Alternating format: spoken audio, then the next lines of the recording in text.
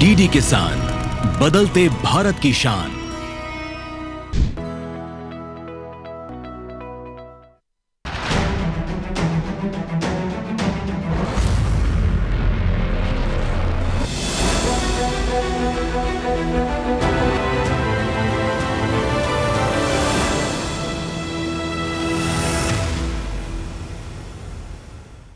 नमस्कार, आप देख रहे हैं दूरदर्शन किसान। स्वागत है आप सभी का हमारे लाइव फोन कार्यक्रम हेलो किसान में। मैं हूं आपके साथ ज्योत्सना। हेलो किसान एक ऐसा कार्यक्रम है जिसमें हम आपके लिए खेती किसानी से संबंधित कुछ ऐसे विषय लेकर आते हैं जिससे कि आपकी खेती किसानी और भी ज्यादा बेहतर और भी ज्यादा आसान हो सके। तो आज भी अपने इस लाइव फोन कार्यक्रम में आपके लिए दो महत्वपूर्ण विषय लेकर आए हैं जिन पर हम जानकारियां हासिल करेंगे। तो आइए सबसे पहले हम आपको बता दें कि आज किन विषयों पर हम जानकारियां हासिल करने वाले हैं। तो हमारे आज के लाइव फोन कार्यक्रम के दो विषय हैं, अमरूद के बागों की देखभाल, और इसके साथ ही हम बात करेंगे ग्रीष्मकालीन फूलों की खेती के बारे में। अगर इन दोनों विषयों के संबंध में आप कोई भी जानकारी पहले से हमसे पूछना चाहते हैं, अगर आपके मन में कोई भी प्रश्न है, कोई भी समस्या है, उसका समाधान चाहते हैं, तो आप हमें फोन कर सकते हैं हमारे टोल फ्री नंबर्स पर जो कि है 1800-113060, 1800-113061। इसके साथ ही हमारा व्हाट्सएप नंबर भी आप नोट कर सकते हैं जिससे कि सीधे आप अपने सवाल हमें व्हाट्सएप कर सके। हमारा व्हाट्सएप नंबर है 8800520717। और अंत में तीसरा विकल्प हमारा ईमेल आईडी hellokisan2015@gmail.com। आपके लिए एक बार स्क्रीन पर हम फिर से दिखा देते हैं, hellokisan2015@gmail.com। यह है हमारा ईमेल आईडी। तो हमने आपको दिए हैं तीन विकल्प, हमारा toll free number, WhatsApp number और ईमेल आईडी। तीनों में से कोई भी एक विकल्प आप चुन सकते हैं। अगर आपको लगता है कि फोन कॉल ज्यादा देर के लिए वेटिंग पे है तो आप व्हाट्सएप के जरिए भी या फिर ईमेल आईडी के जरिए भी सीधे अपने प्रश्न हम तक पहुंचा सकते हैं। आज हमारे साथ स्टूडियो में हमारे दो विशेषज्ञ मौजूद हैं। आइए आपका परिचय करवा दें। हमारे साथ मौजूद हैं डॉक्टर अमित गोस्वामी, आप हमें जानकारी देंगे अमरूद के बागों की देखभाल के बारे में। आपका बहुत बहुत स्वागत है। इसके साथ ही डॉक्टर बबीता सिंह, आपसे हम जानकारी हासिल करेंगे ग्रीष्मकालीन फूलों की खेती के बारे में। मैम आपका भी बहुत बहुत स्वागत है हमारे आज के इस लाइव फोन कार्यक्रम में। तो फिर आइए देर किस बात की, अपने कार्यक्रम में जो बातचीत का सिलसिला है उसे शुरू करते हैं। लेकिन सबसे पहले एक छोटा सा निवेदन आपसे, जब भी आप हमें फोन करें अपने टीवी की आवाज को कृपया करके बिल्कुल बंद रखिएगा, खासतौर से जिस दौरान आप अपना प्रश्न हमारे विशेषज्ञों से पूछ रहे हो, जिससे कि आपका सवाल साफ आवाज में हमारे विशेषज्ञों तक पहुंच पाए और वो आपकी समस्या का समाधान कर पाए। तो डॉक्टर अमित, सबसे पहले तो आपसे हम शुरुआत करेंगे कार्यक्रम की। तो सबसे पहले आपसे जानना चाहेंगे कि अमरूद के बागों की देखभाल आज आपके साथ हमारा विषय है, लेकिन अभी के समय में जो अमरूद की स्थिति है वो क्या है, किस अवस्था में है अभी हमारे जो अमरूद के बाग हैं, इसके बारे में क्या बताएंगे? देखिए, इस समय अमरूद के जो बाग हैं, जो ऑलरेडी जो बाग लगे हुए हैं, जो पहले से बाग लगे हुए हैं, उनमें इस समय आप देखेंगे कि बरसात की फसल के लिए जो कल्ले फूटते हैं वो कल्लों की अब शुरुआत हो चुकी है। तो इस समय अमरूद के बागों में पुरानी सारी ग्रोथ रुक के अभी नए नए कलिकाएं फूट रही हैं और उन नए नए कलिकाओं पे अब फिर उसके बाद में मार्च के अंतिम पखवाड़े से लेके अप्रैल के अंतिम पखवाड़े तक खूब सारे फूल आएंगे। तो इस समय हमें जो अमरूद के बाग हैं उसमें नई वृद्धि शुरू हो चुकी है। जी बिल्कुल। तो ये तो आपने काफ़ी संक्षेप में जो है वो हमें बताया, लेकिन इसके बारे में हम विस्तार से आपसे और जानकारी आगे ज़रूर हासिल करेंगे। लेकिन पहले देखते हैं इस विषय पर आधारित हमारी एक खास रिपोर्ट।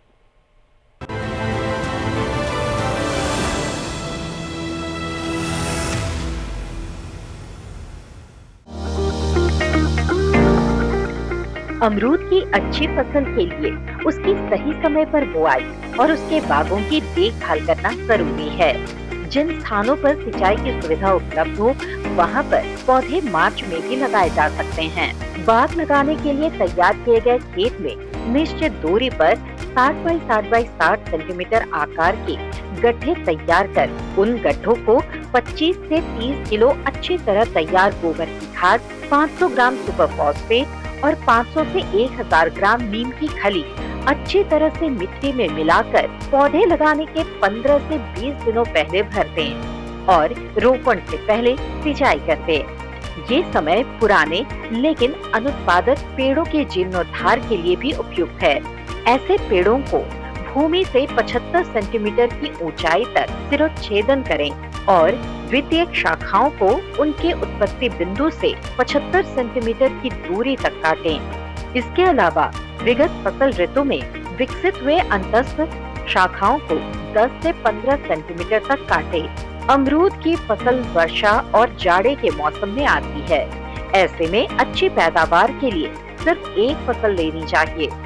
अमरूद में उगता रोग के नियंत्रण के लिए 20 से 30 ग्राम बाविस्टीन 10 से 15 लीटर पानी में मिलाकर प्रति पौधा जड़ों में उपयोग करें। श्याम वर्ण रोग का प्रभाव होने पर फल गिरने लगते हैं। ऐसे में लिटॉक्स के 0.25% घोल का छिड़काव करना चाहिए। मिलीबग से बचाव के लिए 2.5 मिलीलीटर प्रति लीटर क्लोरोपाइरीफॉस का छिड़काव करें। फल मक्खी से बचाव के लिए प्रपंचों का उपयोग करें। बोरोन की कमी होने पर 0.3% बोरेक्स का पर्णीय छिड़काव करें। ध्यान रखें कि बाग में किसी भी तरह की दवा का छिड़काव करने से पहले विशेषज्ञों की सलाह जरूर दें। इस तरह अमरूद के बागों की सही देखभाल आपको अच्छा मुनाफा दे सकती है।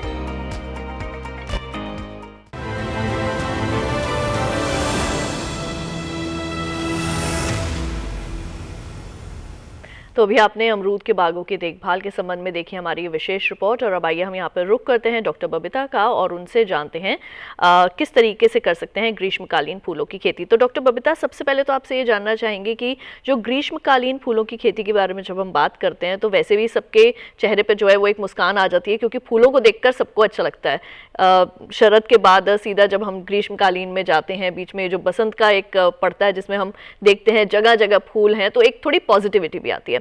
लेकिन ऐसे में जब हम बात करते हैं किसानों के नज़रिए से, तो कौन कौन से ऐसे फूल हैं जिनकी हमारे किसान खेती कर सकते हैं जिससे उनको ज़्यादा से ज़्यादा लाभ मिल सके? जी देखिए, जैसे आपने बिल्कुल कहा कि शरदकालीन के बाद जब बसंत आता है तो आप देख रहे होंगे कि चारों तरफ फूल ही फूल आपको दिखाई दे रहे हैं, चाहे आप वो विंटर एनुअल्स की बात कर लीजिए, चाहे गुलाब हो या फिर कोई और फूल हो। लेकिन जैसे जैसे ये शरद ऋतु ख़त्म होती है, बसंत ख़त्म होता है और अब ये ग्रीष्मकालीन की शुरुआत होती है, तो इसमें अगर मैं आपको बताना चाहूँ तो किसानों के लिए जो एक व्यावसायिक तौर पे जिन हम फूलों की खेती कर सकते हैं, उसमें आप जरबेरा की खेती कर सकते हैं, उसमें आप रजनीगंधा की खेती कर सकते हैं, और उसमें जो किसान भाई गेंदे की खेती करते हैं, तो क्योंकि गेंदा जो होता है वो साल में 3 बार लगाया जाता है, तो जो गर्मी वाला गेंदा है, जो ग्रीष्मकालीन गेंदा है, उसकी भी खेती जो है किसान भाई व्यावसायिक तौर पर कर सकते हैं। और साथ ही साथ जो विंटर एनुअल्स होते हैं, तो ग्रीष्मकालीन वाले जो मौसमी फूल हैं, उनका भी किसान भाई जो खेती कर सकते हैं, उनका बीज उत्पादन भी कर सकते हैं। जी बिल्कुल। तो यहाँ पे आपने हमें बताया कि कौन कौन से ऐसे फूल हैं जिनकी खेती जो है हमारे किसान कर सकते हैं और जिससे उनको ज़्यादा से ज़्यादा आर्थिक लाभ जो है वो मिल सके। इसके बारे में भी आगे हम आपसे ज़रूर जानकारी लेंगे, क्योंकि इसमें भी काफ़ी महत्वपूर्ण बिंदु हैं जिनको हम चाहेंगे कि हमारे किसान इसके बारे में जाने। खासतौर से जब बात आती है इनकी फूलों की मंडियों के बारे में, बिकवाली के बारे में, कि कहाँ पर अच्छे दाम जो है वो उनको मिल सकते हैं, कौन सा ऐसा फूल है जिसकी बागवानी वो कर सकते हैं, जिसकी खेती करके जिसे एक्सपोर्ट भी किया जा सकता है, तो इससे भी जो है वो उनकी आमदनी में काफ़ी इजाफा होता है। तो इस संदर्भ में भी हम आगे आपसे ज़रूर इसके बारे में जानकारी हासिल करेंगे, लेकिन पहले देखते हैं एक खास रिपोर्ट।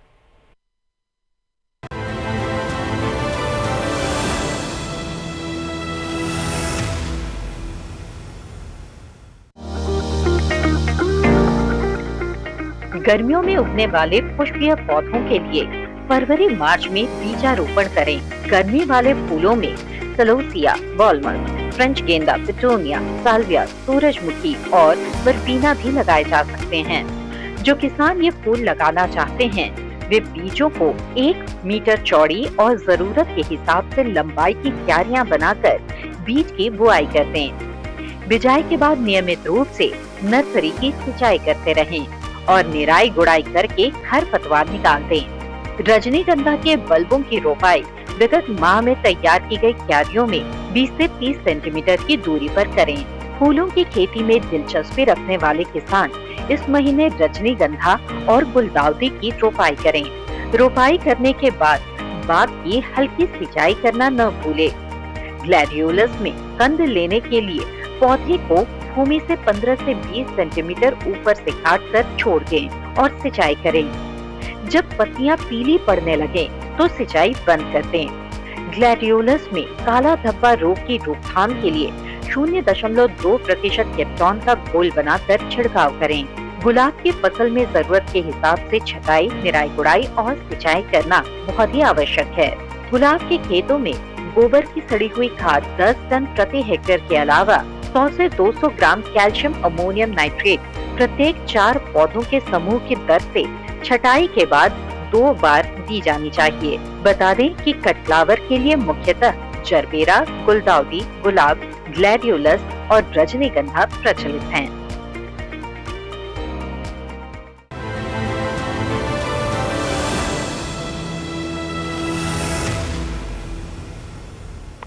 तो अभी आपने ग्रीष्मकालीन फूलों की खेती के बारे में भी देखी एक खास रिपोर्ट। आपको एक बार हम फिर से बता दें, अपने आज के इस लाइव फोन कार्यक्रम में हम जानकारियां हासिल कर रहे हैं अमरूद के बागों की देखभाल के बारे में, और साथ ही ये भी जान रहे हैं कि कौन कौन से ऐसे ग्रीष्मकालीन फूल हैं जिनकी आप खेती करके अच्छा मुनाफा हासिल कर सकते हैं। हमारे साथ डॉक्टर अमित गोस्वामी और डॉक्टर बबीता स्टूडियो में मौजूद हैं।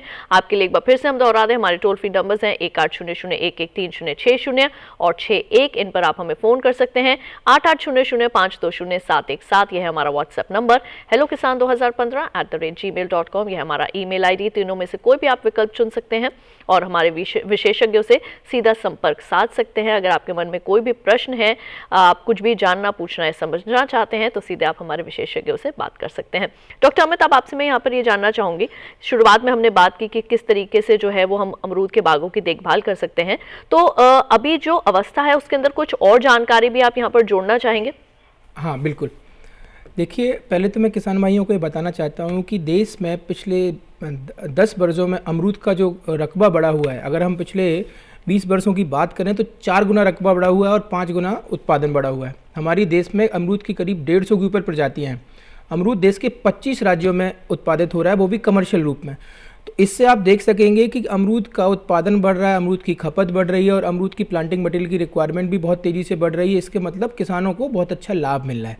सो इस समय किसानों की अमरूद की जो अवस्था है वो 2 तरीके से हम लोग इसको बांट सकते हैं। पहली अवस्था वो है जिसमें आप हमेशा पहले से ही बाग लगे हुए हैं, तो उनमें इस समय नई प्रौढ़ आएंगी। उसको हमें ध्यान रखना है कि अमरूद में जो दूसरी फसल, अमरूद में साल में 2 बार फलन आता है, तो इस समय बड़ा क्रूशियल टाइम है कि हमें अगर फसल चक्र में परिवर्तन करना है तो यही वो समय है जिसमें हमें फसल चक्र में परिवर्तन करना है। दूसरा, जो किसान भाई नया बाग लगाना चाहते हैं तो बिल्कुल सही समय आ गया है। जैसे ही आपके खेत खाली हो तो इस समय हमें अपने खेत की तैयारी भी शुरू करनी है। तो इसमें हमें दोनों चीज़ों का ख्याल रखना है। अब इसमें आपको मैं बताऊं कि अगर जिसको नया बाग लगाना है तो इस समय क्या करना है, कैसे स्थल का चुनाव करना है, आपको कौन सा प्लांटिंग मटेरियल लेना है, क्या तरीका होगा, क्या गड्ढे कैसे आकार के बनाए जाएंगे। तो आपने जैसे इनिशियल रिपोर्ट में भी देखा कि इस समय हमें ध्यान देना है कि अमरूद में ऐसे स्थल का चुनाव करना है जिसमें पानी नहीं भरता हो। अमरूद में एक बहुत भयंकर बीमारी लगती है जिसको उखटा कहते हैं, और उखटा बीमारी अगर कहीं किसी खेत में ऐसी जगह लगा रहे हैं आप जहाँ पे पानी भर रहा है तो बहुत तेज़ी से बढ़ती है। तो एक चीज़ इसका ध्यान रखना है। दूसरी चीज़ आपको जो ध्यान रखना है कि अभी से ही आप उन्नतशील प्रजातियों का बुकिंग करा लें, क्योंकि अमरूद की जैसे मैंने बताया कि देश का 5वां प्रमुख फल हो चुका है। अमरूद की 25 राज्यों में बहुत कमर्शियल उत्पादित हो रहा है, तो रिक्वायरमेंट बहुत है। जी, मैं यहाँ पर डॉक्टर अमित आपको रोकना चाहूंगी। हमारे पहले कॉलर नंदस्वरूप मिश्रा जी इस वक्त फोन लाइन पर मौजूद है। आइए पहले उनका सवाल लेते हैं। हेलो नंदस्वरूप जी, आपका बहुत बहुत स्वागत है। अपना सवाल पूछिए। मेरा नाम नंदस्वरूप मिश्रा बाराबंकी जी। मैं जानना ये चाहता हूँ अमरूद के बारे में कि बरसात में तो कीड़े और चिड़ियों का प्रकोप रहता है, इसके बाद जब फलत आती है तो उसमें कीड़े तो समाप्त हो जाते हैं, उस कीड़ियों का प्रकोप बढ़ जाता है। तो ऐसी दशा में अमरूद के बागों में क्या करना चाहिए जिससे हमारा फल बड़ा है, मीठा हो, स्वाद हो और देखने में अच्छा हो, बाजार में उसकी कदर हो, तभी हम उसमें अच्छा रेट हमें मिलेगा।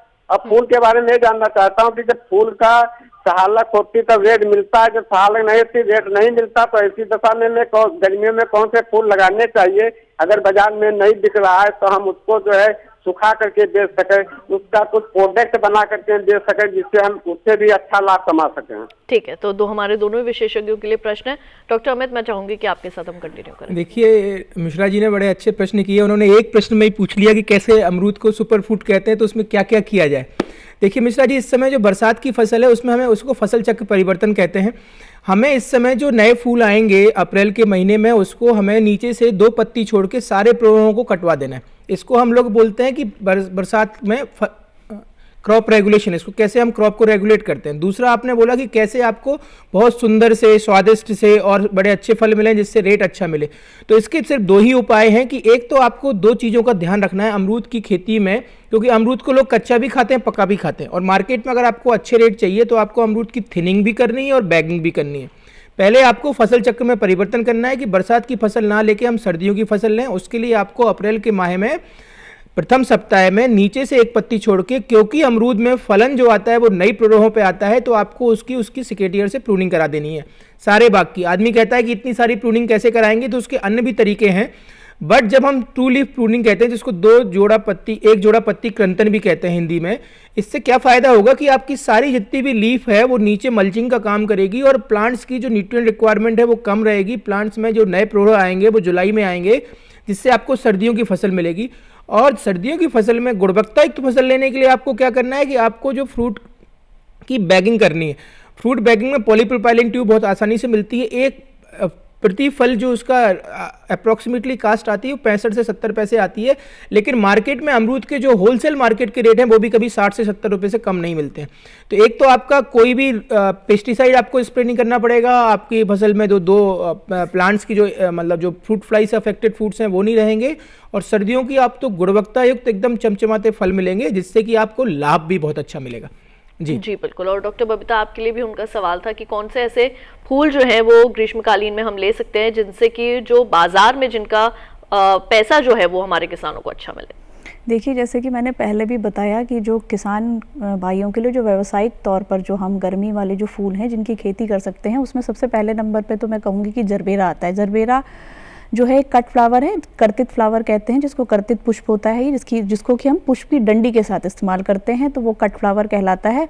और इसका इस्तेमाल आप देखते होंगे ज़्यादातर बहुत सारे समारोह में, शादी में और बुके बनाने के लिए इसका इस्तेमाल किया जाता है। तो ये एक बहुत ही व्यावसायिक तौर पर एक बहुत ही अच्छी जो है वो क्रॉप है ग्रीष्मकालीन खेती करने के लिए किसानों के लिए। और इसकी खेती जो है वो आंशिक छायादार जो आपके शेड नेट ग्रह होते हैं उसके अंदर पे की जाती है। तो ये इस टाइम जो है वो बहुत ही अच्छा टाइम है उसको लगाने का।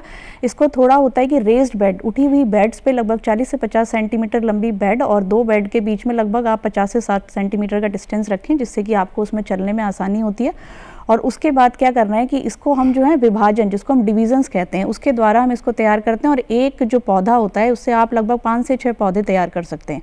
इसको करना क्या है, इनको अलग करना, और अलग करने के बाद इसको बाविस्टीन का घोल बनाना है आपका लगभग 1 से 2 ml प्रति लीटर के हिसाब से। उसमें आप इसको थोड़ी देर के लिए डिप करेंगे, डुबाएंगे, और उसके बाद आपने जो ये रेस्ड बेड जो उठी हुई क्यारियाँ हैं उसमें आपने इसको लगाना है। और एक बात का ध्यान रखना है कि जो उसका जो क्राउन, शीर्ष पोर्शन होता है वो ऊपर रहना चाहिए, सॉइल के मिट्टी के ऊपर रहना चाहिए, वो दबना नहीं चाहिए, जिससे कि उसमें फफूंद जो रोग लगने की जो आशंका होगी वो बहुत कम होती है। तो एक तो मैंने आपको ये जरबेरा बताया। उसके अलावा जो है आप खेती कर सकते हैं इस टाइम पे रजनीगंधा की। रजनीगंधा जो है वो 2 तरीके का होता है आपका, एक सिंगल होता है, एक डबल टाइप का होता है।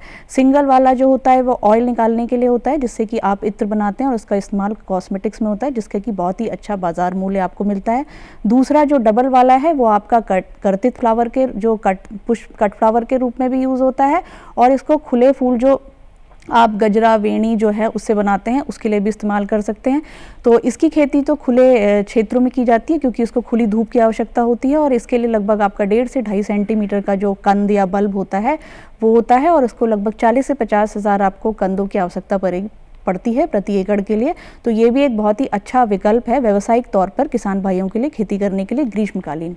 जी बिल्कुल।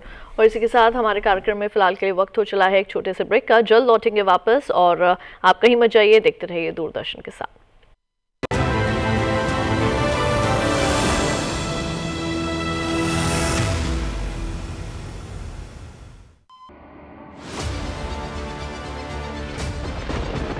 बारिश हो या हो तूफान, ओलावृष्टि या तापमान, या हो पर्यटक स्थलों का पूर्वानुमान, पाला हो या कोहरा हो, या हो वायु की गुणवत्ता,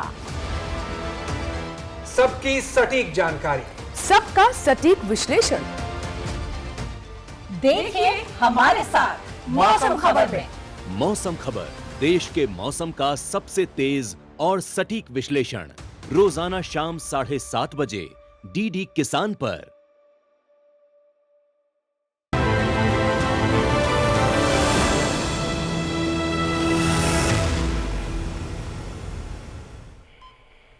ब्रेक के बाद एक बार फिर आप सभी का स्वागत है हमारे लाइव फोन कार्यक्रम हेलो किसान में, जहां आज हम बात कर रहे हैं अमरूद के बागों की देखभाल के बारे में और साथ ही हम जानकारियां हासिल कर रहे हैं ग्रीष्मकालीन फूलों की खेती से संबंधित। अगर आपके मन में कोई भी प्रश्न है तो हमारे toll free number, WhatsApp number या फिर ईमेल आईडी के जरिए आप हमसे संपर्क कर सकते हैं।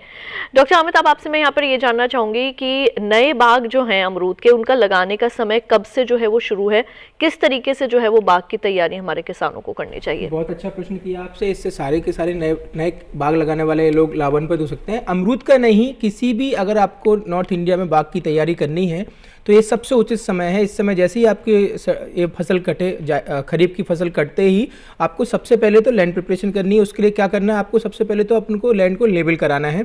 उसके बाद में आपको 1 बाई 1 मीटर आकार के गड्ढे खुदवाने हैं। उनको बिल्कुल ध्यान देना कि इसको हम कहते हैं स्क्वायर सिस्टम ऑफ प्लांटिंग, आपको उस तरीके से फॉलो करना है। अमरूद में सघन बागवानी भी बहुत अच्छे से प्रचलित की जाती है, तो उसमें आपको जो दूरी रखनी है पौधे से पौधे की या गड्ढे से गड्ढे की दूरी, वो आप 3 बाई 3 मीटर की दूरी में रखेंगे। उसके बाद में जो आप गड्ढे निकाल के गड्ढे की जो खुदाई हो जाएगी, गड्ढे की खुदाई के बाद आपको क्या करना है, उसको कम से कम 1 महीने या 1.5 महीने पूरे अप्रैल और मई की खूब तेज धूप लग जाए। तो इसके कारण क्या है कि आपकी जितनी भी जो रोग और इस टाइप के जो नुकसान पहुंचाने वाले रोग एवं कीट के अलग अलग टाइप के प्रकार होते हैं, वो सारे के सारे नष्ट हो जाएंगे। आपको फिर दूसरा सबसे महत्वपूर्ण बात का याद रखना है कि आपको उन्नतशील प्रजातियों का चयन कैसे करना है और कहाँ से लेना है। मैं बार बार इस बार पर बल देता हूं कि आपको प्रजाति का चयन के साथ साथ प्रजाति लेनी कहाँ से, ये आपको बहुत ध्यान में रखना पड़ेगा। तो उसके लिए मैं हम लोग 3 अलग अलग संस्थानों की बात करते हैं। एक तो राज्य का कृषि विश्वविद्यालय, उनकी नर्सरी होती है। उसके साथ साथ नेशनल हॉर्टिकल्चर बोर्ड से एक्रेडिटेड बहुत सारी नर्सरी हैं, इनकी रेटिंग होती है, वहाँ से लेना है। और तीसरा आपको ICR के जो कृषि विज्ञान केंद्र हैं, ICR के जो हॉर्टिकल्चर के सेंटर्स हैं जहाँ पे अमरूद पर काम हो रहा है, जैसे कि पूसा हुआ, CISS लखनऊ हुआ, आपके इस क्षेत्र में हिसार एग्रीकल्चर यूनिवर्सिटी हुई, पंजाब एग्रीकल्चर यूनिवर्सिटी हुई, पन्नगर एग्रीकल्चर यूनिवर्सिटी हुई, ये बहुत अच्छे उत्पादन केंद्र हैं। इनके पास में बहुत उन्नतशील प्रजातियाँ मिलती हैं। अब प्रजातियाँ कौन सी लेनी है, तो चाहे आप उसमें पूषा अरुसी या पूषा प्रतीक्षा या हिसार सफ़ेदा, हिसार सुरखा, इलाहाबाद सफ़ेदा, इलाहाबाद सुरखा, सरदार, ये कुछ ऐसी उन्नतशील प्रजातियाँ हैं, अर्का किरण, अर्का रश्मि, धवल, श्वेता, ये जितनी भी प्रजातियाँ मैंने बताई, ये आपको गुलाबी गूदे वाली और सफ़ेद गूदे वाली प्रजातियाँ हैं। इनमें से आपको देखना है कि अगर आप प्रोसेसिंग के लिए जा रहे हैं तो आप गुलाबी गूदे वाली प्रजातियों का चयन करें। अगर आपको टेबल और प्रोसेसिंग दोनों पर्पज़ के लिए जा रहे हैं तो आप दोनों प्रजातियों का चयन कर सकते हैं। अमरूद में मिक्स प्लांटिंग भी कर सकते हैं। आप उसमें कुछ पौधे गुलाबी प्रजाति के लगा सकते हैं, कुछ आप उसमें सफ़ेद गूदे वाली प्रजाति के लगा सकते हैं। जी बिल्कुल, इन चीज़ों का ध्यान रखेंगे तो बहुत अच्छे से आपको लाभ मिलेगा। बिल्कुल। हमारे अगले कॉलर हमारे साथ फोन लाइन पर मौजूद है विपिन जी, सागर मध्य प्रदेश से। पहले उनका सवाल लेते हैं। हेलो जी, नमस्ते मैम। जी विपिन जी, आपका बहुत बहुत स्वागत है हमारे कार्यक्रम में। अपना सवाल पूछिए, क्या जानना चाहेंगे? जी, हमारे 2 सवाल हैं। पहला सवाल में था कि अमरूद के बारे में जानना चाह रहे थे कि अमरूद में देखा जाता है कि काफ़ी ज़्यादा सड़न रोग लगता है, फल में सड़ने की समस्या रहती है, और ये किसी भी मौसम में हो, चाहे सर्दियों का फल हो या फिर बरसात का, तो अक्सर सड़ ही 100% सारे फल ही सड़ जाते हैं। तो इसका मुख्य कारण क्या है और क्या बचाव हो सकता है? अब तो सर्दियों में भी ये समस्या होने लगी है। और दूसरा सवाल में फूलों से जुड़ा हुआ था कि गर्मियों में फूलों का संरक्षण करना काफी मुश्किल होता है, लगभग कुछ घंटों में ही फूल मुरझा जाते हैं। तो क्या इसका क्या उपाय हो सकता है और क्या हमें किस तरीके के फूल लगाने चाहिए जिससे गर्मियों में ये समस्या कम से कम हो सके, और कौन से फूल हमें इस मौसम में नहीं उत्पादन करना चाहिए? ठीक है, बिल्कुल जी। डॉक्टर अमित क्या बताएंगे? विपिन जी, ये चीज़ मैंने शुरुआत में भी बताई, अगर आप पूरा प्रोग्राम देख रहे होंगे, कि हमको सर्दियों की गुणवत्तायुक्त फसल के उत्पादन के लिए हमें बरसात की फसल में फसल चक्र में परिवर्तन करना पड़ेगा, जिसको कि हम क्रॉप रेगुलेशन कहते हैं। मैं भी आपके क्षेत्र का ही रहने वाला हूँ, मैं टीकमगढ़ का रहने वाला हूँ, और जो बरसात की फसल है, अगर उसमें भी आपने बैगिंग कर ली फ्रूट थिनिंग के बाद, फ्रूट थिनिंग कब करनी है? जब वो बेर के आकार का फल हो जाए, जो छोटा वाला बेर होता है, यानी आपकी 25 से 30 दिन से 45 दिन तक अलग अलग प्रजातियों में है, उस समय आपको फ्रूट की थिनिंग करनी है। उसके बाद में बैगिंग करनी है। फल मक्खी अपने अंडे देने अमरूद के फलों के पास आती है, तो उसके पहले क्या, अगर हम बैगिंग कर देंगे और फ्रूट थिनिंग कर देंगे तो फ्रूट की क्वालिटी भी अच्छी होगी और उसमें कीट व्याधियां भी नहीं आएंगी। सर्दियों की फसल में ऐसा बहुत कम से कम देखा गया है। कई बार हमारे जलवायु परिवर्तन के कारण या कुछ टेम्परेचर फ्लक्चुएशन के कारण फ्रूट फ्लाई रहती है कभी कभी, अन्यथा फ्रूट फ्लाई सर्दियों की फसल में बहुत नेग्लिजिबल नुकसान पहुंचाती है, क्योंकि उस समय वो सुसुप्त अवस्था में चली जाती है। तो आप 2 चीज़ों का ही ध्यान रखें, सिर्फ फ्रूट थिनिंग और बैगिंग का ध्यान रखें, और फसल चक्र में जैसे मैंने बताया क्रॉप को रेगुलेट करने की कोशिश करें, तो अमरूद में और कोई प्रॉब्लम है नहीं। धन्यवाद जी बिल्कुल। डॉक्टर बबीता, आपके लिए भी एक सवाल था और काफ़ी महत्वपूर्ण सवाल है कि गर्मियों में काफ़ी मुश्किल हो जाता है फूलों की देखभाल करना, तो किस तरीके से फूलों की देखभाल की जाए और कौन सी ऐसी अच्छी किस्म ले सकते हैं ग्रीष्मकालीन के लिए? देखिए, अगर हम फूलों को बांटते हैं तो एक तो होते हैं कि आपके जो खुली धूप वाले फूल हैं और दूसरे हैं कि आपके जो संरक्षित खेती वाले फूल हैं। तो जो मैंने अभी पहले इनिशियली बताया था कि जरबेरा की खेती, जरबेरा जो है वो हम आंशिक छायादार ग्रहों में करते हैं, और जैसे इस टाइम पे कह रहे हैं ना कि गर्मी बढ़ जाती है, टेम्परेचर बहुत बढ़ जाता है, तो इस टाइम पे जरबेरा जो है अगर उसकी आंशिक छायादार ग्रहों में अगर आप खेती करते हैं तो उसका आपको अच्छा बाजार भाव जो है वो मूल्य मिलता है। दूसरा मैंने रजनीगंधा भी बताया था। रजनीगंधा जो है उसके अंदर इतनी क्षमता होती है कि वो जो है आने वाला जो टेम्परेचर में जैसे जैसे बढ़ोतरी होती है उसमें वो अच्छी तरीके से सर्वाइव कर पाता है।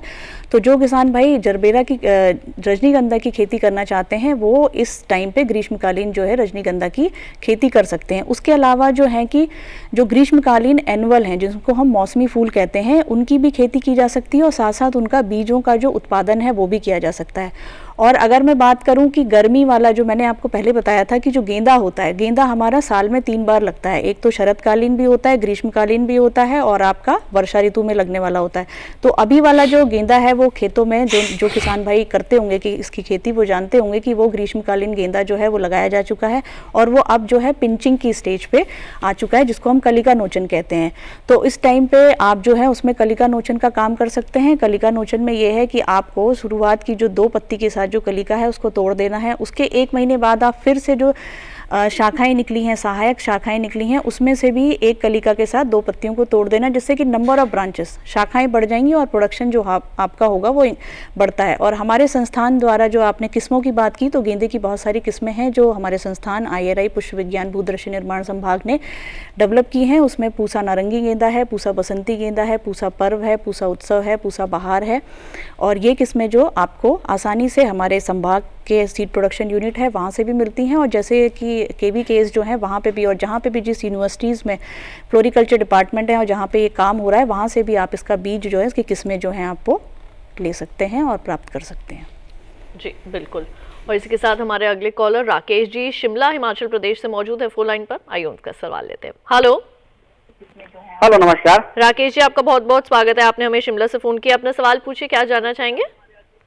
मुझे ये जानना है कि हम प्रदेश में कौन सी फूलों की खेती कर सकते हैं ग्रीष्मकाल में। ठीक है, बिल्कुल जी। डॉक्टर बबीता जी, आप हिमाचल से बात कर रहे हैं? जी शिमला से। हाँ जी। शिमला। तो आप फूलों की खेती करना चाहते हैं तो देखिए वहाँ पे जो है आप के लिए मैं बता दूं कि वहाँ पर आप अगर संरक्षित घरों में, जिसको कि हम कहते हैं प्रोटेक्टेड कल्टीवेशन में करना चाहते हैं खेती, और या फिर खुली जगहों पर करना चाहते हैं खेती, तो संरक्षित जगहों पर तो आप आंशिक छायादार ग्रहों में लिलियम की खेती, वैसे तो लिलियम की खेती आप वहाँ पे खुली क्षेत्रों में भी कर सकते हैं, लेकिन क्या होता है कि जब बरसात का सीज़न आता है तो जब बरसात पड़ती है तो उसका कंद जो है वो सड़ने की आशंका रहती है।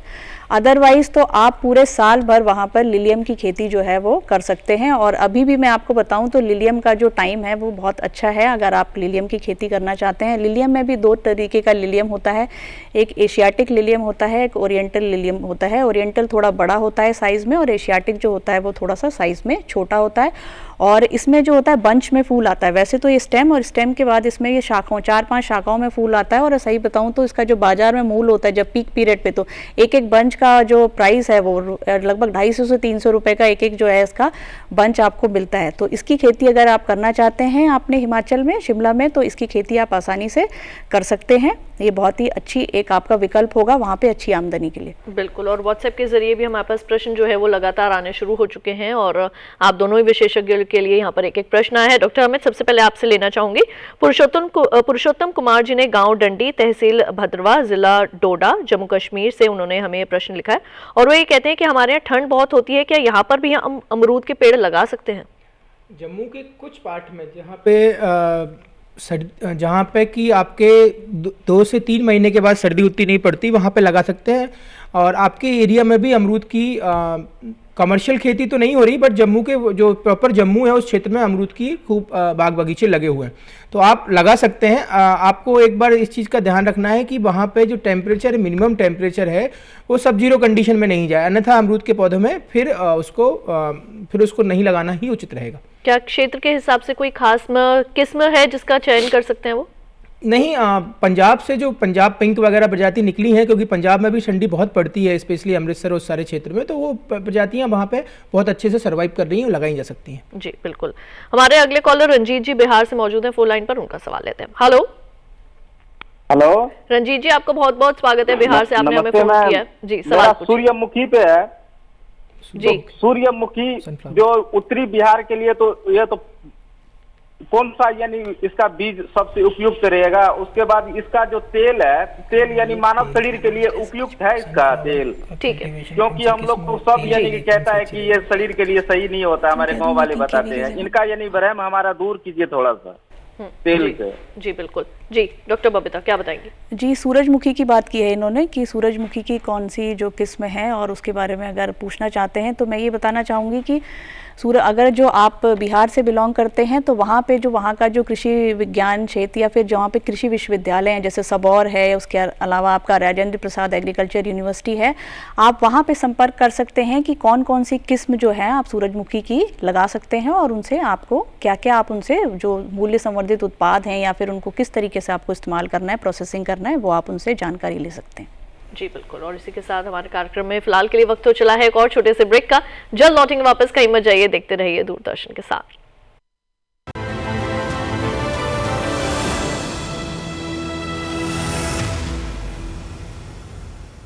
डीडी किसान ने कर ली है तैयारी, यहां मिलेगी पशुपालन की हर एक जानकारी, घर आंगन से लेकर व्यवसायिक फार्म तक, मुर्गी पालन से लेकर रेगिस्तान के जहाज तक। बीमारियों से पशुपालक बिल्कुल ना हो परेशान, विशेषज्ञ करेंगे आपकी समस्या का समाधान। देखिए अपना पशु चिकित्सक हर रविवार शाम 6:30 बजे दूरदर्शन किसान पर।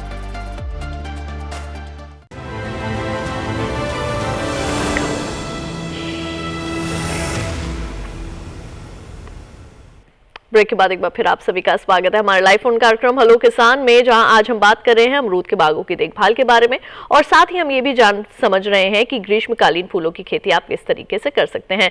हमारे toll free numbers, WhatsApp number और ईमेल आईडी के जरिए आप अपने सवाल हम तक जल्दी से भेज सकते हैं। डॉक्टर अमित और डॉक्टर बबीता हमारे साथ स्टूडियो में मौजूद हैं आपके प्रश्नों का उत्तर देने के लिए। डॉक्टर बबीता, यहाँ पे आपके लिए भी व्हाट्सएप के जरिए एक प्रश्न आया है और ये हमें भेजा है पंकज जी ने हरियाणा से। वो कह रहे हैं कि जैसा मैडम ने रजनीगंधा फूलों के बारे में बताया, क्या हम भी हरियाणा में रजनीगंधा के फूलों का उत्पादन कर सकते हैं? जी बिल्कुल, हरियाणा में रजनीगंधा के फूलों का उत्पादन हो सकता है। हमारे देश में बहुत सारे ऐसे स्टेट्स हैं जहाँ पर कि रजनीगंधा का उत्पादन हो रहा है। आप ले लीजिए, हरियाणा है, पंजाब, मध्य प्रदेश, छत्तीसगढ़, कर्नाटका, आंध्रा, मतलब हर जगह पे आप जो है वहाँ पे रजनीगंधा को, क्योंकि रजनीगंधा को एक टेम्परेचर जो चाहिए होता है वो 20 से 25 डिग्री से लगभग का टेम्परेचर चाहिए होता है, तो आप आसानी से रजनीगंधा की जो खेती है वो हरियाणा में कर सकते हैं। बिल्कुल। डॉक्टर अमित, आपसे मैं यहाँ पर ये जानना चाहूंगी कि हम बात करें यहाँ पे अमरूद के बागों की देखभाल के बारे में, नए बाग किस तरीके से लगा सकते हैं वो भी आपने बताया, लेकिन किस्मों के लिए भी हमारे किसानों को जो है वो उनकी जानकारी भी होनी जरूरी है। तो कौन कौन से क्षेत्र में जो है वो अमरूद के बाग लगाए जा सकते हैं हमारे देश में, और क्या क्षेत्र के हिसाब से कौन कौन सी ऐसी किस्में हैं जिनका वो चयन कर सकते हैं? बाजार में हमें कई बार दिखते हैं गुलाबी रंग के अमरूद और जिनको उपभोक्ता जो है वो बहुत पसंद करते हैं लेना, तो कौन कौन सी ऐसी किस्में हैं जिनसे उनका मुनाफा भी हो सके? और ठीक है, मैं समझ गया आपके प्रश्न को। देखिए, मैंने जैसे अभी बीच में भी बताया था कि अमरूद को दो भागों में अमरूद की किस्मों को बांटा गया है, एक तो गुलाबी गूदे वाली किस्में और एक सफ़ेद गूदे वाली किस्में। तो जो गुलाबी गूदे वाली किस्में हैं उसमें पूषा आरुषी, अर्का किरण, हिसार सुरखा, अलावा सुरखा, ये कुछ ऐसी किस्में, ललित, ये सब ऐसी किस्में हैं और जो कि बहुत अच्छी इनकी उपज भी है और इसके साथ साथ इनकी अडेप्टेबिलिटी भी बहुत अच्छी है। आपने पूछा कि कौन से राज्य में, कौन से स्थान में हमें कौन सी किस्मों का चुनाव करें, तो अमरूद का एक अच्छा गुण ये है कि अमरूद बहुत अच्छे से अपने आप को एक्लिमेटाइज अडेप्ट करता है। तो अमरूद की जो किस्में, जैसे हम बात करें कि जो सबसे ज़्यादा बिकने वाली किस्म है अलावा सफ़ेदा, सबसे पुरानी किस्म है, 1927 में रिलीज़ हुई किस्म है, ये पूरे देश में इसका एरिया है और जितनी भी अमरूद की आगे की प्रोजेनी है उसमें कहीं ना कहीं से मदर या फादर की तरह इसका उपयोग किया गया है। तो अमरूद की जो प्रजातियां मैंने आपको बताई हैं वो क्षेत्रवार भी बहुत अच्छे से उन जो प्रजाति जिस क्षेत्र में, जैसे हम बात करें कि दिल्ली की बात करें, दिल्ली के सराउंडिंग की बात करें, तो यहाँ पे पूषा आरुषि, पूषा प्रतीक्षा, क्योंकि वो इसी संस्थान ने, पूषा संस्थान ने रिलीज की है तो बहुत अच्छे से चलती हैं। इसके साथ साथ अलावा सफ़ेदा हुआ, L49 जिसको सरदार कहते हैं, हिसार सुरखा, हिसार सफ़ेदा, इसके साथ साथ पंजाब पिंक, और हम पंत प्रभात की बात करें तो ये सारी ऐसी किस्में हैं जो इस क्षेत्र में बड़ी अच्छी से होती हैं। साउथ में हम अर्का की, जो भारतीय कृषि अनुसंधान संस्थान का जो IHR करके इंस्टीट्यूट है, वहाँ से रिलीज हुई हैं, जैसे अर्का किरण हुई, अर्का रश्मि हुई, तो ये बड़ी अच्छी प्रजातियाँ हैं।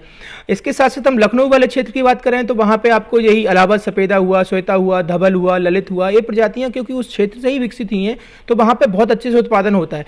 ये प्रजातियाँ हमारे क्षेत्र में भी बहुत अच्छे से उत्पादित होंगी, तो किसान भाई इसमें कंफ्यूज नहीं हो कि कौन से क्षेत्र में कौन सी प्रजातियाँ होंगी। अमरूद, जहाँ पे अमरूद का पौधा हो रहा है तो वहाँ पे अमरूद की सारी प्रजातियाँ ग्रो हो सकती हैं। जी बिल्कुल जी। और यहाँ पर आपने बता दिया बहुत अच्छी किस्मों के बारे में भी, कौन कौन सी ऐसी प्रजातियां हैं जिनका चयन जो है वो हमारे किसान कर सकते हैं। डॉक्टर बबीता, अब आपसे मैं यहाँ पर ये जानना चाहूँगी, फूलों की खेती तो हमारे किसान करते ही हैं, लेकिन कमर्शियल की अगर हम बात करें, जैसे लॉन्स होते हैं, कोई कमर्शियल प्रॉपर्टीज़ हैं, होटल्स हैं, तो वहाँ पर भी क्या हमारे किसान अपनी जगह बना सकते हैं और किस तरीके से? जी देखिए, बिल्कुल अगर मैं लॉन के बारे में बात करूं तो एक बहुत ही बड़ा ये चैप्टर है लॉन का, क्योंकि पहले लोगों में इतनी अवेयरनेस नहीं थी और ये नहीं था कि लॉन, लेकिन सच में अगर देखें तो लॉन जो होता है वो हर एक गार्डन का एक हार्ट माना जाता है। लगभग हर एक गार्डन का 70% एरिया जो होता है लॉन होता है। और आजकल जिस तरीके से आप देखते हैं कि लोगों में थोड़ी सी जागरूकता बढ़ी है, थोड़ा सा पोल्यूशन है या जो भी है, तो लोग सोचते हैं कि हाँ कुछ अपना, अगर किसी के पास छोटी सी भी जगह है तो वो चाहता है कि मैं एक छोटा सा लॉन जो है वो अपने किचन गार्डन में या फिर अपने गार्डन में बना सकता हूँ। ठीक है, यहाँ पे आपको रोकूंगी, माफ कीजिए, हमारे एक कॉलर हमारे साथ जुड़ गए हैं, पहले उनका सवाल लेते हैं। हेलो हेलो हेलो मैम, नमस्कार। राकेश जी, आपका बहुत बहुत स्वागत है, जौनपुर से आपने हमें फोन किया, अपना सवाल पूछिए। मैम, मैं अमरूद की खेती कैसे शुरू कर सकता हूँ, इसके विषय में जानकारी चाहता हूँ। जी ठीक है जी, डॉक्टर अमित। राकेश जी, अमरूद की खेती, आप इस प्रोग्राम को देख रहे हैं, अमरूद की खेती की जानकारी ही हम लोग इस प्रोग्राम में दे रहे हैं। इसमें आपको मैंने जैसे बताया कि स्थल का चुनाव, प्रजाति का चयन, ये दो चीज़ें बहुत इंपॉर्टेंट होती हैं। आपके पानी की क्वालिटी अच्छी हो तो और भी बढ़िया चीज़ हो जाती है। उसके साथ साथ इसमें फसल चक्र नियंत्रण करना है या फसल चक्र परिवर्तन करना है, और फ्रूट थिनिंग और बैगिंग का करेंगे तो 5-6 चीज़ों का ध्यान रखेंगे तो अमरूद की बहुत सफल खेती की जा सकती है। और आप जौनपुर वाले क्षेत्र में आपके पास में बहुत अच्छे अच्छे संस्थान हैं, चाहे वो प्रयाग हो, चाहे वो आपका काशी हो, काशी के साथ साथ आपके पास में इधर जो अयोध्या में एग्रीकल्चर यूनिवर्सिटी है, इन सब में अमरूद की बहुत अच्छी प्रजातियां उपलब्ध हैं। जो भी प्रजाति मैंने आपकी बताई वो KVK में भी उपलब्ध हैं। कृषि विज्ञान केंद्र भी आपके एरिया में, वहाँ भी दोनों कृषि विज्ञान केंद्र के माध्यम से आप किसी अच्छी एक्रेडिटेड नर्सरी से आप अमरूद की उन्नतशील प्रजातियाँ लें और इसका चयन करें। बस ध्यान रखें कि आपके क्षेत्र में, क्योंकि पानी काफ़ी रहता है, तो उस क्षेत्र में खेत का ऐसा चयन करें जिसमें कि आप पानी ना भरता हो। जी जी जी, डॉक्टर बबीता, मैं आप चाहूँगी कि आपके साथ जो है वो हम आगे शुरू करें। जी, जैसे मैंने आपको बताया कि लॉन जो है उसके एक तो बहुत सारे फ़ायदे होते हैं। सबसे पहले तो मैं फ़ायदों की बात बता दूं कि लॉन जो है, हम कहते हैं कि मिट्टी के कटाव को रोकने में भी काफ़ी सहायक होता है। दूसरा कि वाटर होल्डिंग कैपेसिटी जो है, जो आपका जल का जो संरक्षण है उसको करने में भी सहायक होता है। और जैसे मैंने बात किया कि आजकल लोगों में थोड़ी अवेयरनेस है, लोग जागरूक हुए हैं पॉल्यूशन प्रदूषण को लेके, कि थोड़ा सा आप कि हम अच्छी हवा और अच्छी जो है मानसिक तौर पे भी वो आपको एक अच्छा जो है प्रभाव डालता है हमारे ऊपर। और साथ ही साथ ये ध्वनि प्रदूषण को और चमक जो होती है उससे होने वाली जो आपको नुकसान है उससे भी बहुत फ़ायदेमंद होता है। और किसी भी प्रॉपर्टी की अगर बात करते हैं, आप देख लीजिए कि अगर एक आप देखते होंगे आजकल मल्टीनेशनल कंपनीज़ हैं या फिर सोसाइटीज़ हैं, उसमें अगर आपका जो पूरा लैंडस्केप करके एरिया जो होता है उसकी वैल्यू आपकी और एक नॉर्मल जो आपको बिल्डिंग एरिया है उससे कहीं ज़्यादा मिलती है। तो और दूसरा, अगर हम इसके उत्पादन या व्यवसाय की बात करें तो इसमें भी किसान भाई जो हैं इसका व्यवसाय करने, इसके जो प्लांटिंग मटेरियल तैयार करने में इसको कर सकते हैं। और इसके प्लांटिंग मटेरियल को तैयार करने के वैसे तो बेसिक 4 तरीके होते हैं। इसको बीज द्वारा लगा सकते हैं, दूसरा है इसको जैसे कि हम धान का पौध लगाते हैं जिसको डिबलिंग कहते हैं, इसकी चौबाई विधि से लगाया जा सकता है। तीसरा इसको टर्फ प्लास्टरिंग से, और एक लास्ट मेथड होता है इसका चटाई विधि से लगाना। तो इन चारों तरीके से लॉन को लगाया जा सकता है। और जो मैंने आपको सीड से बताया, बीज से लगभग इसका जो 25 किलो बीज जो है उसकी आवश्यकता पड़ती है आपको पर हेक्टेयर एरिया में लगाने के लिए, और फिर इससे आप लॉन का उत्पादन कर सकते हैं। दूसरा ये है कि आपने इसको अगर डिबलिंग से लगाया, जिस तरीके से हम धान की पौध लगाते हैं तो उस तरीके से भी जैसे इसकी खेती की जा सकती है, उसको लगा करके और फिर इसको किसान भाई जो इसकी टर्फ जो मैंने बताया चटाई, उसके रोल्स जो हैं वो बिकते हैं मार्केट में। क्योंकि कहीं पे क्या होता है कि बहुत ही शॉर्ट पीरियड पे आपको रिक्वायरमेंट आ जाती है कि हमें इस एरिया में जो है कि आपको लॉन जो है तैयार करना है, तो रेडी ये समझ लीजिए रातों रात आप ऐसे लॉन को जो है तैयार कर सकते हैं। और इसका बाजार में भी बहुत अच्छा जो मूल्य है वो किसान भाई इसको लगा करके इससे प्राप्त कर सकते हैं। बिल्कुल। तो आज हम अपने कार्यक्रम में बात कर रहे हैं अमरूद के बागों की देखभाल के बारे में और साथ ही बात हो रही है ग्रीष्मकालीन फूलों की खेती के संदर्भ में। अगर आपके मन में कोई भी प्रश्न है, आप कुछ भी जानना, पूछना या समझना चाहते हैं तो आप हमें फ़ोन कर सकते हैं हमारे टोल फ्री नंबर्स पर, जो कि है 180011306061 और इसके साथ ही हमारा व्हाट्सएप नंबर 8800520717। हमारा ईमेल आईडी hellokisan2015@gmail.com। ये तीनों विकल्प मैंने आपको बताए हैं, कोई भी एक विकल्प आप चुन सकते हैं और सीधे हमसे संपर्क साध सकते हैं। डॉक्टर अमित, अब आपसे मैं यहाँ पर ये जानना चाहूँगी कि हमारे कई किसान जो है जब वो अमरूद के बाग लगाते हैं तो साथ में एक ये भी होता है कि इसके साथ और कौन सी ऐसी फसल है जिसका चयन कर सकते हैं। अमरूद के जब फल आएंगे, जब फूल आएंगे तब तक तो ठीक है, लेकिन उसके साथ साथ और कौन सी ऐसी सहफसली खेती कर सकते हैं वो जिससे कि मुनाफे को दुगना कर सकें। बहुत बढ़िया।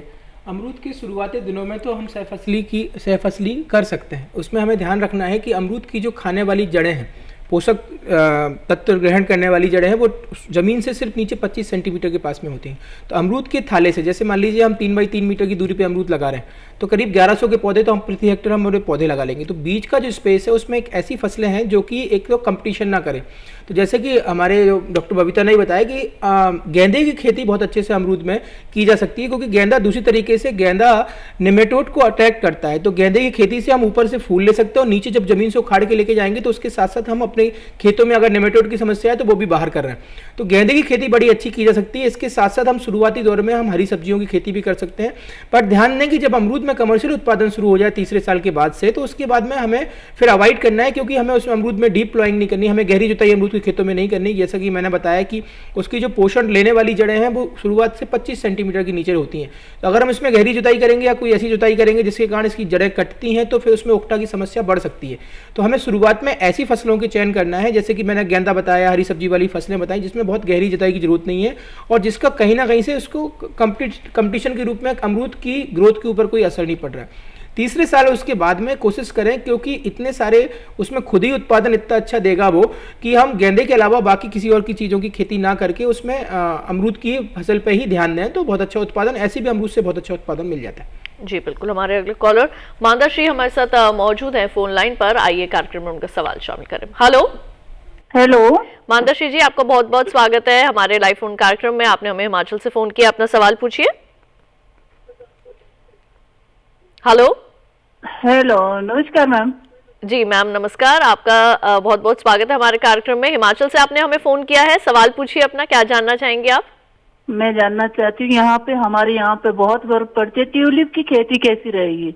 जी बिल्कुल, बहुत अच्छा सवाल है आपका। जी डॉक्टर बबीता, ट्यूलिप की खेती कैसी रहेगी हिमाचल प्रदेश में? जी बिल्कुल, ट्यूलिप की खेती तो मेरे हिसाब से हिमाचल में ही ज़्यादा होती है, क्योंकि ट्यूलिप जो है एक शरदकालीन जो टेम्परेट फ्लावर इसको हम मानते हैं। लेकिन अगर आप आजकल देखेंगे तो दिल्ली में भी ट्यूलिप जो है उसकी जो है थोड़े कहीं कहीं क्षेत्रों में भूदृश्यावली का उसका इस्तेमाल किया जा रहा है। तो आप हिमाचल में बिल्कुल ट्यूलिप की खेती कर सकते हैं, क्योंकि वो शरदकालीन ही वहाँ का ही मुख्य फूल है। बिल्कुल। तो अगर उन्होंने पूछा है कि कर सकते हैं तो किस तरीके से कर सकते हैं, उसके बारे में आप क्या बताना चाहेंगे? देखिए उसको कैसे शुरुआत करें? जैसे मैंने उसके भी देखिए कंद होते हैं, बल्ब कह लीजिए, उनको क्या होता है कि उसमें भी वो बल्ब जो होते हैं उसके सुसुप्तावस्था में होते हैं। तो उसके लिए क्या करना है कि आपको जब तक उनकी सुसुप्तावस्था, स्टार्टिंग में क्या होता है कि जो भी आपका जो कंद है वो अपने एनर्जी जो है वो उस कंद से ही प्राप्त करता है। तो उसकी सुसुप्तावस्था जैसे ही ख़त्म होती है, जैसे कि लिलियम के बारे में बताया था, वैसे ही ट्यूलिप के बारे में भी ख़त्म होने के बाद ही आपको उसको आप छायादार ग्रहों में ही लगाएं, क्योंकि होता क्या है कि जब बरसात ऋतु होती है और बारिश पड़ती है तो कंदों के सड़ने की आशंका रहती है। तो उस कंडीशन में आप अगर छायादार ग्रह लगाएंगे तो उसमें धूप भी आपके फूलों को मिलती रहेगी और किसी भी प्रकार की जो रोग व्याधियां हैं उनके आने का भी खतरा कम रहता है और बारिश के पानी से सड़ने की भी जो है वो आशंका बहुत ही उसमें कम होती है। जी बिल्कुल। और इसी के साथ डॉक्टर बबीता, एक प्रश्न मेरा यहाँ पर आपसे ये भी है कि गेंदा भी काफ़ी प्रचलित जो है वो एक फूल है और काफ़ी चीज़ों में जो है, चाहे पूजा की बात हो या कुछ भी हो, उसका इस्तेमाल किया जाता है। शादी ब्याह में जो है वो सजावट के लिए सबसे ज़्यादा जो है वो गेंदे का इस्तेमाल किया जाता है। हालांकि आजकल ऐसे बहुत सारे ऑर्नामेंटल फ्लावर्स हैं जिनका वेडिंग्स में भी इस्तेमाल किया जाता है, उनके बारे में भी आपसे आगे ज़रूर जानेंगे, ऑर्नामेंटल फ्लावर्स के बारे में। लेकिन पहले आपसे जानेंगे गेंदा के बारे में। गेंदा की खेती जो है वो हमारे किसान कब कब कर सकते हैं और कैसे उससे मुनाफा हासिल कर सकते हैं? देखिए, मैंने पहले भी बताया कि गेंदा जो है वो अगर हम लूज फ्लावर की बात करें, खुले फूलों की बात करें, तो उसमें सबसे टॉप पोजीशन पे आता है। सबसे प्रथम स्थान जो है वो गेंदे का ही है। आपने भी बता दिया कि गेंदे का इस्तेमाल जो है वो आप माला बनाने में किया जाता है, पूजा में किया जाता है। और उसके अलावा अगर मैं बताऊं तो इसके जो वैल्यू एडेड प्रोडक्ट हैं, मूल्य संवर्धित जो उत्पाद हैं, इसमें क्या होता है कि आपका ल्यूटिन पाया जाता है। ल्यूटिन एक ऐसा कंटेंट है जिसका इस्तेमाल कॉस्मेटिक्स में भी किया जाता है, मेडिसिन में भी किया जाता है, और पोल्ट्री इंडस्ट्री में जो एग योक होता है उसकी येलोइंग के लिए भी इसका इस्तेमाल जो है वो किया जाता है।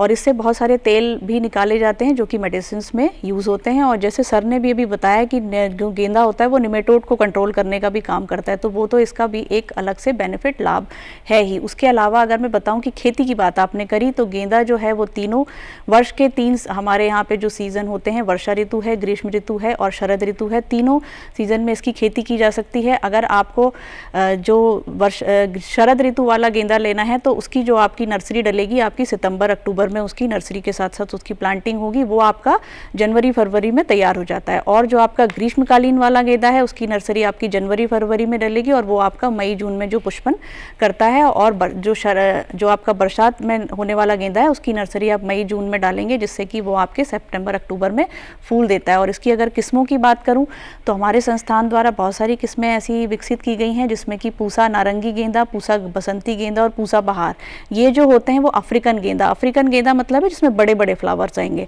और दूसरा होता है फ्रेंच मैरीगोल्ड, जिसमें कि हमारे संस्थान द्वारा विकसित किस्में हैं, जिसमें कि आपका पूसा पर्व है, पूसा दीप है और पूसा उत्सव है। ये किस्में फ्रेंच में आती हैं, इनका फूल छोटा होता है। और पूसा दीप अगर मैं बताऊं तो जैसे कि दिवाली का जो टाइम आता है, इसका नाम ही यही सोचकर रखा गया है क्योंकि ये दिवाली के टाइम पे फूल देती है, क्योंकि उस टाइम पे बाजार में इसकी मांग बहुत है, क्योंकि डेकोरेशन के लिए यूज़ होता है दीपावली के टाइम पे। ये चॉकलेट कलर का फ्लावर होता है, बहुत ही अच्छा है और इसका जो इस्तेमाल है वो ज़्यादातर इसीलिए इस किस्म का नाम पूसा दीप दिया गया है क्योंकि ये दिवाली के टाइम पे आती है। तो आप मतलब पूरा ईयर वाइज आप जो गेंदे की जो है डिफरेंट किस्में ले सकते हैं और ईयर वाइज पूरे साल भर आप गेंदे की खेती कर सकते हैं। बिल्कुल। और इसी में कार्यक्रम में फिलहाल के लिए वक्त हो चला है एक और छोटे से ब्रेक का। जल्द लौटेंगे वापस और बात करेंगे कुछ और भी इन दोनों ही विषयों के संबंध में। आपका ही मत जाइए, देखते रहिए हमारा लाइव फोन कार्यक्रम हेलो के साथ।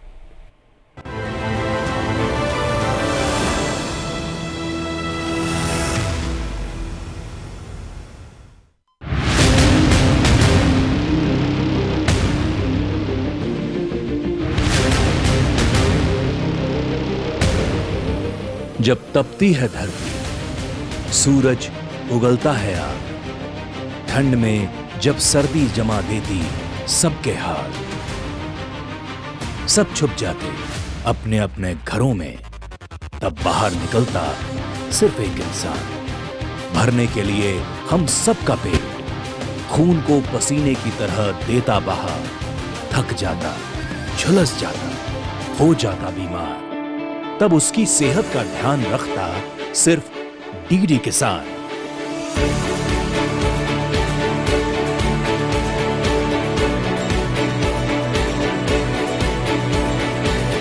देखिए स्वस्थ किसान शनिवार शाम 6 बजे लाइव सिर्फ दूरदर्शन किसान चैनल पर।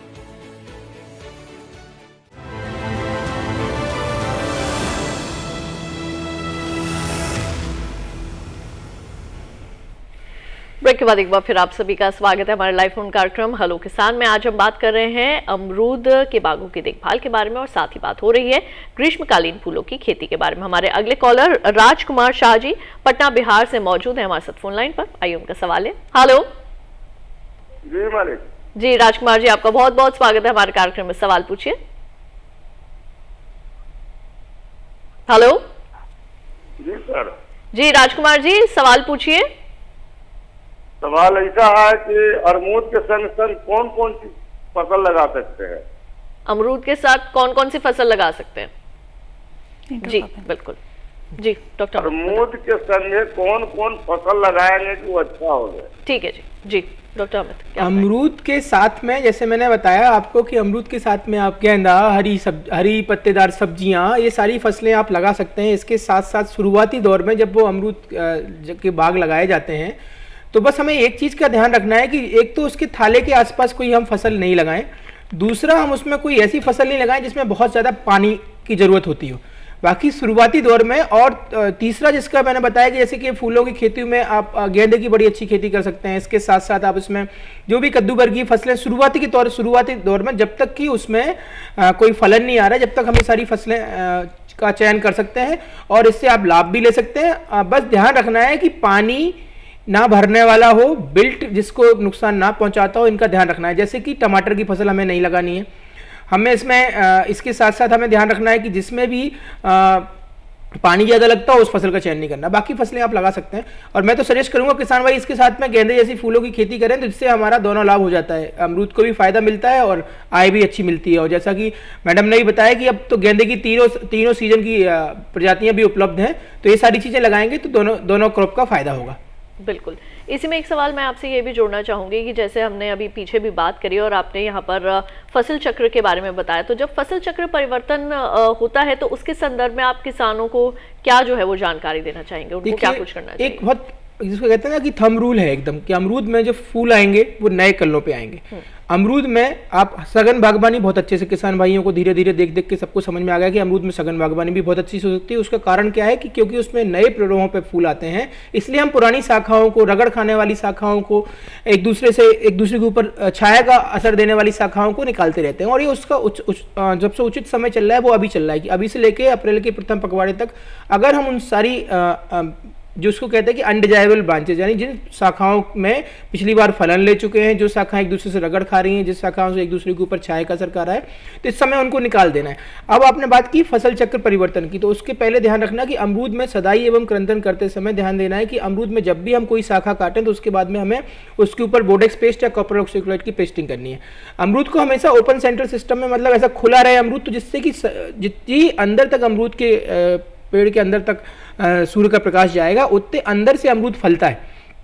और तीसरी बात जो ध्यान रखनी है कि अब अमरूद में अप्रैल के प्रथम पखवाड़े में जब खूब फूल आ जाए उस समय हमें नीचे से एक जोड़ा छोड़ के उन सारे नए प्रोलोहों को काट देना है। तो उससे क्या होगा कि पहले जो हम अभी शाखाएं निकाल देंगे उससे अमरूद की सदाई बहुत अच्छे से हो जाएगी, अमरूद की ट्रेनिंग अच्छी हो जाएगी, स्ट्रक्चरल ब्रांचेस में खूब अच्छी धूप लग जाएगी। और उस समय जो हम उस नए प्रोलोहों के फूलों को निकाल के अलग कर देंगे तो उससे हमें बरसात की फसल की जगह सर्दियों की गुणवत्तायुक्त फसल मिलेगी। तो एक तो आपकी सघन बागवानी के लिए अमरूद की तैयारी हो जाएगी, दूसरा आपके न्यूट्रिशन की रिक्वायरमेंट कम हो जाएगी, और तीसरा आपको गुणवत्तायुक्त फसल की अच्छी उपलब्धता हो जाएगी। ये तीनों चीज़ों का ध्यान रखेंगे तो किसान भाइयों को अमरूद में बहुत लाभ मिलेगा। बिल्कुल। डॉक्टर बबीता, यहाँ पर पहले भी मैंने आपसे एक बोला था कि हमें ये इसके बारे में आगे ज़रूर बात करेंगे। ऑर्नामेंटल फ्लावर्स जो हैं वो कौन कौन से होते हैं, जो सजावटी फूल हैं जिनकी बहुत ज़्यादा डिमांड जो है वो ज़्यादातर रहती है, क्योंकि शादी ब्याह में उनका इस्तेमाल सजावट के लिए काफ़ी किया जाता है।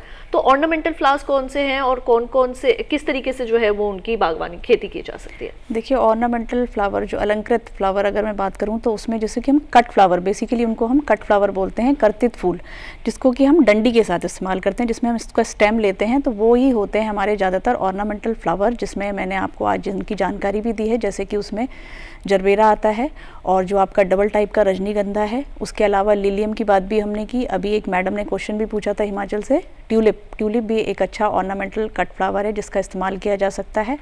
ग्लैडियोलस है जो कि जिसमें स्पाइक्स में फ्लावर आते हैं। तो ये 4-5 फ्लावर जो हैं जिनकी की बाज़ार में अच्छी मांग होती है और ये एज ए कट फ्लावर जो हैं वो इस्तेमाल किए जाते हैं। इसके अलावा अगर मैं सीजनल जो आपके लूज़ फ्लावर होते हैं, लूज़ फ्लावर में भी, और या फिर सीजनल जो फ्लावर हैं उसमें भी कुछ ऐसे हैं जिनको कि हम बेडिंग पर्पस के लिए या गमलों में जो है वो इस्तेमाल करते हैं। तो उसमें एक स्टॉक भी है। स्टॉक वैसे तो एक सीजनल फ्लावर होता है जो कि सर्दियों में लगाया जाता है, लेकिन उसको भी आप एज ए कट फ्लावर जो है इस्तेमाल कर सकते हैं। और आजकल उसका जो है काफ़ी जो है अवेयरनेस है, क्योंकि वो एक अच्छी जो कहते हैं वेस्ट लाइफ होता है कि अपने फूलदान में एक अच्छा काफ़ी दिन तक सर्वाइव करता है। तो वो जो है आपका एक अच्छा एक वो हो सकती है, संभावना हो सकती है उसकी। और उसके अलावा जो और कट फ्लावर्स हैं जिसमें कि आपके ऑर्किड्स होते हैं, ऑर्किड्स का भी इस्तेमाल किया जाता है। एंथूरियम्स हैं, उनका इस्तेमाल किया जाता है एज ए ऑर्नामेंटल प्लांट में, जैसे आपने बोला समारोह में, शादियों में, वेसेस में, बुकेज में इनका इस्तेमाल काफ़ी व्यावसायिक तौर पर किया जाता है। जी बिल्कुल। और यहाँ पे चलते चलते अमित जी आपसे मैं एक पूछना चाहूँगी प्रश्न, जो हमारे किसान इस वक्त हमारा ये कार्यक्रम देख रहे हैं और जिनके अमरूद के बाग हैं, तो आप चलते चलते उनको क्या सलाह जो है वो देना चाहेंगे? अभी क्या कुछ उनको देखभाल करने की देखिए, अमरूद के बागों में 2 से 3 चीज़ों का ध्यान रखना हमेशा। अमरूद के जिनके बाग लगे हैं, जिनको नया बाग लगाना है, अमरूद की जड़ों को नुकसान नहीं होना चाहिए, गहरी जुताई नहीं करना है। अमरूद में आपको सदाई एवं निरंतर रेगुलर करते रहना है। अमरूद में आपको जो सूक्ष्म पोषक तत्व हैं उनका जब फल की जो अवस्था है 45 दिन की हो जाए उसके बाद सूक्ष्म पोषक तत्वों का स्प्रे का ध्यान रखना है। अमरूद में बैगिंग करना है, अमरूद में थिनिंग करना है और आपको अमरूद के जो तने हैं उसमें पानी को टच नहीं होने देना है। आपकी अमरूद की फसल को कुछ नहीं होगा, आपको खूब लाभ मिलेगा, स्वास्थ्यवर्धक आपका खुद का घर भी होगा और आप जेब से भी आप स्वास्थ्यवर्धक रहेंगे। बस इतनी सी चीज़ों का ध्यान रखिए और अमरूद की सफल खेती कीजिए। बिल्कुल, और इसी के साथ आप दोनों का बहुत बहुत शुक्रिया, आप हमारे स्टूडियो में आए और दोनों ही विषयों के संबंध में बहुत ही अच्छी जानकारी दी, उसके लिए आप दोनों का धन्यवाद। Thank you so much.